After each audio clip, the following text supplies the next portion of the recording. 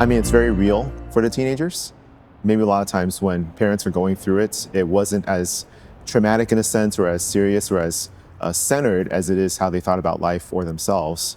But nowadays, it's very sensitive for a lot of our teenagers. I think the social media exposure, I think the ways in which they're looking horizontally at how people think of them, how they're rated, how people consider them amongst their friendship groups and hierarchies. It's just a very sensitive thing. And so people are always looking inwardly now to see if they're okay, but there's not always a center as to where they find that absolute foundation in. So it always comes back to affect them and how they feel about themselves and how they're struggling and whether they're okay compared to other people. It's a pretty serious situation, I think, for our students today.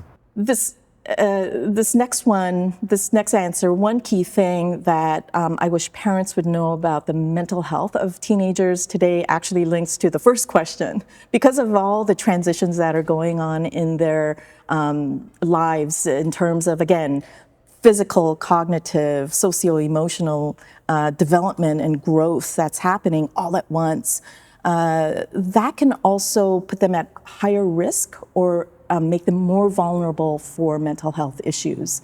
Right now, according to the CDC, a lot of, especially teenagers, reported feeling very sad for persistent sadness and hopelessness for over 2 weeks in their lives. And there's a high percentage that have reported that. And so given that such a high percentage of teenagers are sharing that they are feeling very sad or depressed, it's important for parents to be able to, again, tend to their emotions, help them feel that there is a safe place for them, a safe haven for them to be able to talk about what has been hard, and be able to bring the hope of Christ alongside to be able to help them know that they are not alone in those really hopeless experiences, that there is a living hope in Christ. And how they do that, how parents do that and tend to that,